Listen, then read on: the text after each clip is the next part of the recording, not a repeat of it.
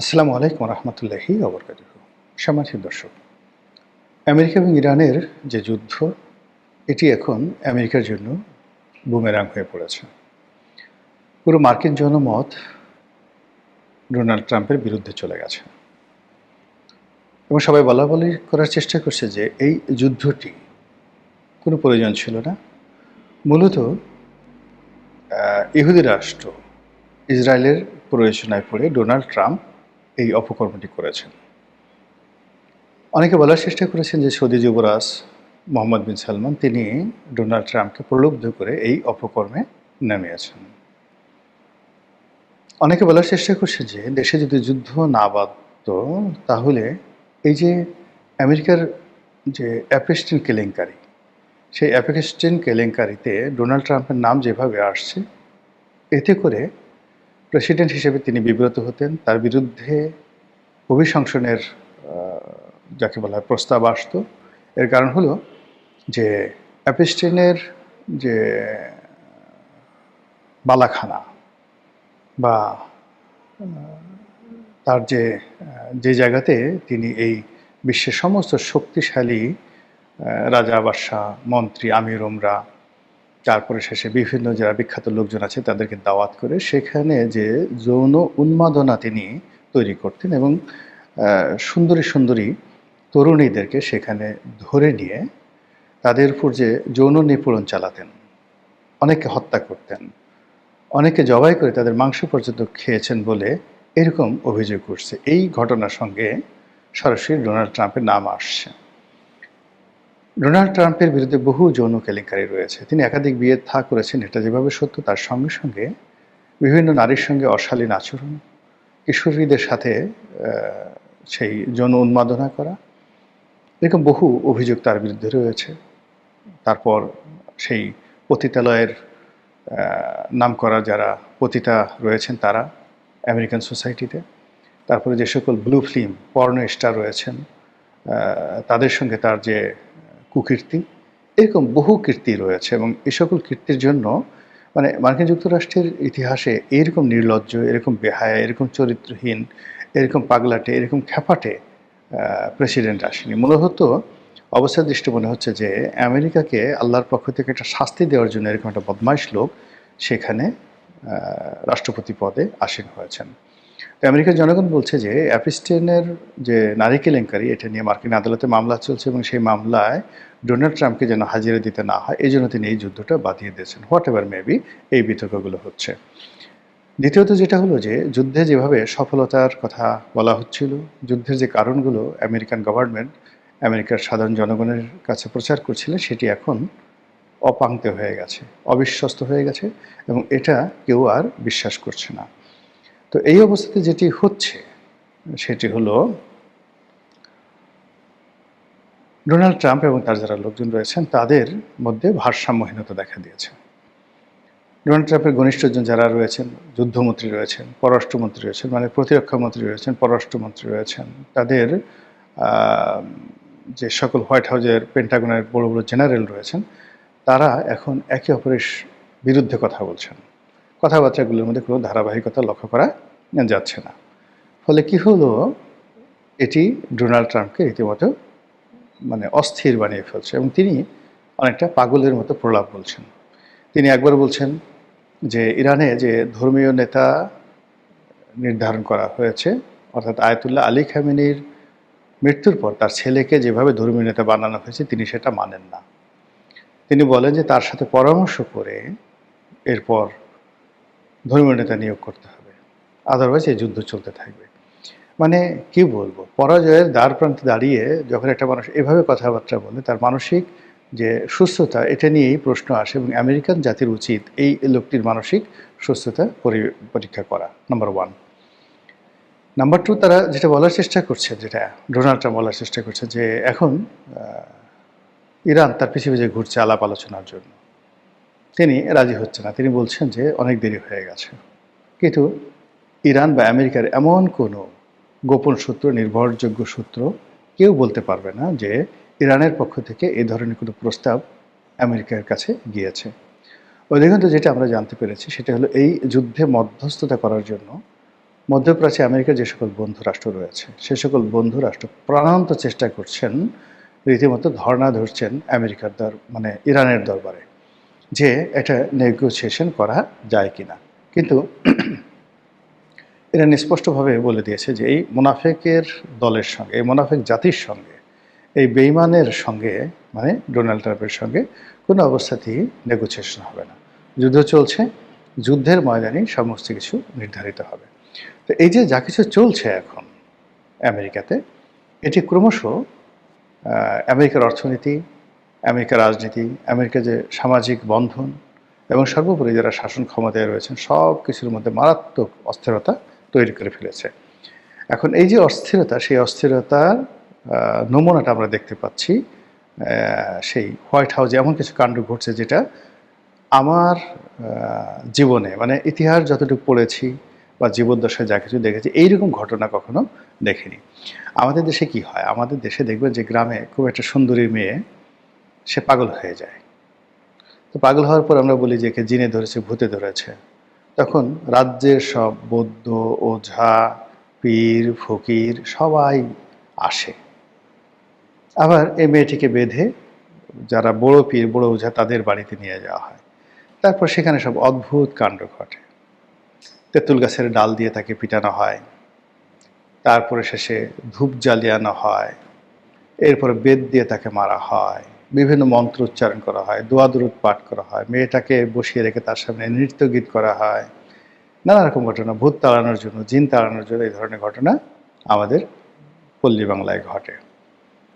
প্রাচীন ভারতে যেটি হতো অশ্বমেধ যজ্ঞ, অর্থাৎ যখন কোনো একটা যুদ্ধে যাওয়ার প্রয়োজন হতো এবং প্রতিপক্ষ খুব শক্তিশালী হতো, রাজা নিশ্চিত ছিলেন না যে তার এই যুদ্ধে জয়লাভ করা তার পক্ষে সম্ভব কিনা, তখন তারা করতেন কি, অশ্বমেধ যজ্ঞ নামক একটি বিশেষ ধরনের পুজো করতেন।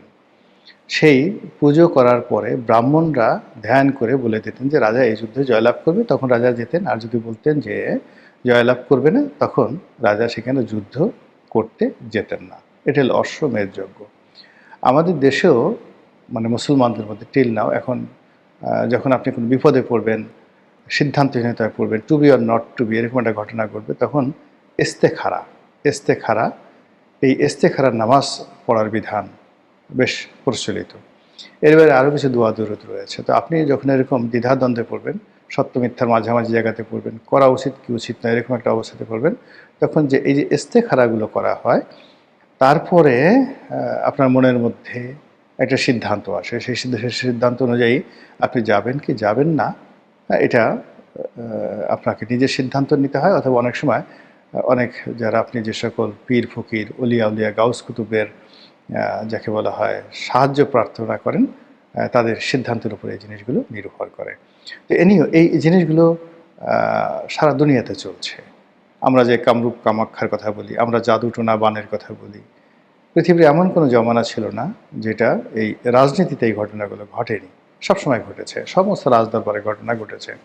তো মধ্যযুগে বা প্রাচীন জমানাতে রাজদরবারে যে অশ্বমেধ যজ্ঞ হতো বা এই ধরনের যে সকল ইস্তেকারা হতো, ঠিক সেই রকম ঘটনা ঘটে গেছে হোয়াইট হাউসে এবং প্রকাশ্যে।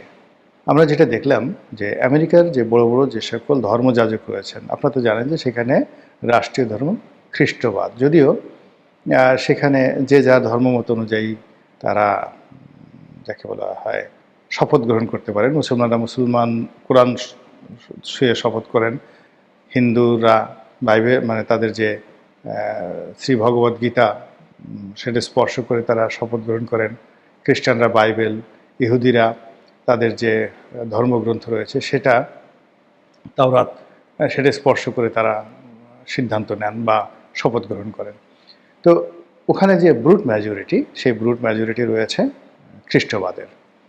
তো সেই খ্রিস্টবাদের যত সব পীর আউলিয়া রয়েছে, এখন ওদের পীর আউলিয়া তো আমাদের মতো এরকম দাড়িওয়ালা নয়, বা ওদের পীর আউলিয়াগুলো আমাদের মতো জুব্বা টুব্বা পরে না। ওরা এই ডোনাল্ড ট্রাম্পের মতো প্যান্ট শার্ট পরে এবং ওদের মধ্যে অনেক নারী যারা পীর রয়েছে, খ্রিস্টান পীর রয়েছে আমেরিকাতে, তারা হয়তো দেখা গেল যে সেই ম্যাডিলিন ব্রাইটের মতো বা হিলারি ক্লিন্টনের মতোই পোশাক আশাক পরেন বা কন্ডোলিসা রাইসের মতো পোশাক আশাক পরেন। তো এইরকম অনেকগুলো ছবিতে যেটা দেখলাম না হলে 50 জনের মতো বিভিন্ন খ্রিস্টান ধর্মের পীর মাশায়েখদেরকে ডেকে এনে ওখানে বিশেষ দোয়া দরুদের ব্যবস্থা করা হয়েছে, ইবাদত বন্দিগির ব্যবস্থা করা হয়েছে, এবং তারা সবাই দোয়া পড়ে ফু দিচ্ছে, ঝাড় দিচ্ছে, ঝাড়ফুঁক করছে, ডোনাল্ড ট্রাম্পের মাথায় হাত বুলিয়ে দিচ্ছে। আর ডোনাল্ড ট্রাম্প অবোধ শিশুর মতো হোয়াইট হাউসের, যেটিকে ওভাল অফিস বলা হয়, প্রেসিডেন্টের যে রুম, সেই রুমের মধ্যে যে টেবিল চেয়ারে তিনি বসেন, চেয়ারে তিনি বসে আছেন। অনেক সময় ছাত্ররা দেখা গেল যে সারাদিন পড়াশোনা করার পরে মুখস্থ হচ্ছে না, হাত দুটো সামনে রেখে মাথাটা নুয়ে দিয়ে, মানে খুব বিষণ্ণ অবস্থায় যখন একটা মানুষ বা একজন ছাত্র নিজের ব্যর্থতার কথা চিন্তা করে, বারবার চিন্তা করে, কেন আমি মুখস্থ করতে পারছি না, কেন আমি পরাজিত হচ্ছি, কেন কেন কেন, এরকম যখন ভেঙে পড়ার অবস্থা হয়, তখন তার যে অভিব্যক্তি, ঠিক সেই অভিব্যক্তি ডোনাল্ড ট্রাম্পের। এবং সেই অবস্থাতে যারা ধর্মগুরু রয়েছেন তারা তাকে ঝাড়ফুঁক করছেন। হোয়াট ডাজ ইট মিন? এর অর্থ কী? এর অর্থ ডোনাল্ড ট্রাম্প পেন্টাগনের উপর তার বিশ্বাস হারিয়ে ফেলেছেন। এর অর্থ তার যে মারণাস্ত্রগুলো রয়েছে, B2 বোমারু বিমান রয়েছে, তার যে সেই দূরপাল্লার ক্ষেপণাস্ত্র রয়েছে, তার যে আব্রাহাম লিঙ্কন নামক ওয়ারশিপ রয়েছে, জেরাল্ড ফোর্ড নামক যে ওয়ারশিপ রয়েছে, দুনিয়া কাঁপানো যে সকল তার প্রযুক্তি রয়েছে, সবগুলোর প্রতি তিনি বিশ্বাস হারিয়ে ফেলেছেন। তার যে অহমিকা বোধ ছিল, তার যে আত্মবিশ্বাস ছিল বিজয়ী হওয়ার ব্যাপারে, সেটা তিনি হারিয়ে ফেলেছেন। আর এইরকম অবস্থায় যখন একটা মানুষ পড়ে, তখনই ঝাড়ফুঁকের প্রয়োজন হয়। এবং আশ্চর্যের ব্যাপার হলো যে মানুষ ঝাড়ফুঁক করে, কিন্তু ঝাড়ফুঁক করার পরে কেউ ওখান থেকে রিগেইন করেছেন, ওখান থেকে ফিরে এসে বিজয়ী হয়েছেন, প্রতিপক্ষকে পরাজিত করেছেন, এরকম নজির রাজনীতিতে নাই। রাজনীতিতে নেই। ব্যক্তিগতভাবে কেউ হয়তো স্বামী স্ত্রীর মধ্যে অমিল হলো, তারপরে শেষে ব্যবসা বাণিজ্যে খারাপ যাচ্ছে, বিশ্বাস হারিয়ে ফেলছেন, এটা অনেক সময় মেডিটেশনের মাধ্যমে, মানে এই ধরনের পীর ফকির আনা, মানে এটা এখন আর ভুয়া না, মানে জেনুইন, এই কথাগুলো না বলে আমি এটাকে বলতে চাই যে এক ধরনের মেডিটেশন। তো এক ধরনের মেডিটেশন করে কখনো কখনো ব্যক্তিগত পর্যায়ে মানুষ ঘুরে দাঁড়াতে পারে, যেভাবে রবার্ট ব্রুশ ঘুরে দাঁড়িয়েছিলেন। তিনি পাহাড়ে গিয়ে একা একা মেডিটেশন করেছিলেন। 17 বার পরাজিত হওয়ার পর তিনি একটি মাকড়সাকে দেখে তিনি উদ্বুদ্ধ হয়েছিলেন। একইভাবে নেপোলিয়ন বোনাপার্ট, তিনিও 3-4 বার ঘুরে দাঁড়িয়েছিলেন, কিন্তু বিজয়ী হতে পারেননি। তো সেক্ষেত্রে ডোনাল্ড ট্রাম্প যেভাবে ভেঙে পড়েছেন এবং যেভাবে নজিরবিহীনভাবে তিনি সেই খ্রিস্টান ধর্মগুরুদেরকে হোয়াইট হাউসে ওভাল অফিসে নিয়ে তাকে ঝাড়ফুঁক করাচ্ছেন, যেভাবে তার চলনে বলনে অসামঞ্জস্যতা দেখা দিচ্ছে, যেভাবে তার কথাবার্তায় অসামঞ্জস্যতা দেখা দিচ্ছে, যেভাবে হাঁটতে গিয়ে তিনি ঘুরে পড়ছেন, ডানে যেতে গিয়ে তিনি বামে যাচ্ছেন, এবং মানে নিজের অজান্তে অদ্ভুত সব ঘটনা। তিনি এতটা সাইকোপ্যাথ হয়ে পড়েছেন, যেটা আমি দেখলাম যে তিনি একটি ওভাল অফিসে বৈঠক করছিলেন প্রেসিডেন্টের সুরক্ষিত প্রাসাদে, হোয়াইট হাউসে, এবং মিটিংয়ের মধ্যে অল অন এ সাডেন সম্ভবত জানালার বাইরে কোনো শব্দ হয়েছে, হালকা কোনো শব্দ, সেটা কোনো পাখি করতে পারে, কোনো বানর করতে পারে, বা ছোট্ট গাছ থেকে কোনো ফল পড়তে পারে, এনিথিং। কিন্তু তার কাছে মনে হয়েছে ইরান বোধহয় ক্ষেপণাস্ত্র নিক্ষেপ করেছে। ফলে তিনি তড়ি ঘড়ি করে বৈঠক থেকে উঠে একটা দৌড় দিয়ে তিনি জানালার দিকে চলে গেছেন। এই দৃশ্য আবার এখন ভাইরাল হয়ে গেছে। তো এইরকম মানসিক বিকারগ্রস্ত হয়ে পড়া আমেরিকার প্রেসিডেন্টের জন্য মূলত আমেরিকার পরাজয় অনিবার্য করে তুলবে। অন্যদিকে ইরানের বিজয় এটাকে সম্ভব করে তুলবে। আসমানের মালিক আল্লাহ, তিনি ভালো জানেন, এই জমিনের ফয়সালাকারী তিনি। আমরা সবাই তার বান্দা, সবাই তার চাকর, তার হুকুমের বাইরে আমাদের কারো সাধ্য নেই। আমরা পাপী, আমরা তাপী, আমি নিজেও পাপী। আমাদের অনেক ভুল হয়, ভুল এবং ভ্রান্তির কারণে দেশের ভিতরে, পরিবারে, ঘর সংসারে, সমাজে, মন মস্তিষ্কে, শরীরে নানা রকম অশান্তি তৈরি হয়। আজকের এই দুনিয়াতে যে অশান্তি হচ্ছে, এগুলো সবই আমার, আপনার, এই পৃথিবীবাসীর 2 হাতের কুকর্মের ফল। আল্লাহর কাছে ক্ষমা চাই, মাপ চাই, দয়া চাই আল্লাহ এই যুদ্ধ থেকে পৃথিবীকে বাঁচান, এই যুদ্ধের ভয়াবহ পরিণতি থেকে বাংলাদেশকে বাঁচান। আর আমি এবং আমার এই যারা সম্মানিত দর্শক এই অনুষ্ঠান দেখছেন, আল্লাহ আপনি আপনার আপন রহমতের চাদর দ্বারা আমাদেরকে আচ্ছাদিত করে রাখেন, বরকত দ্বারা আমাদেরকে পূর্ণতা দান করেন। এই পবিত্র মাহে রমজান আমাদের হৃদয়ে প্রশান্তি দান করুন, আমাদেরকে গুণামুক্ত করুন, আর ইরানি জনগণকে রক্ষা করুন, ইরানকে রক্ষা করুন, মুসলমানদের রক্ষা করুন। আসসালামু আলাইকুম ওয়া রাহমাতুল্লাহি ওয়া বারাকাতুহু।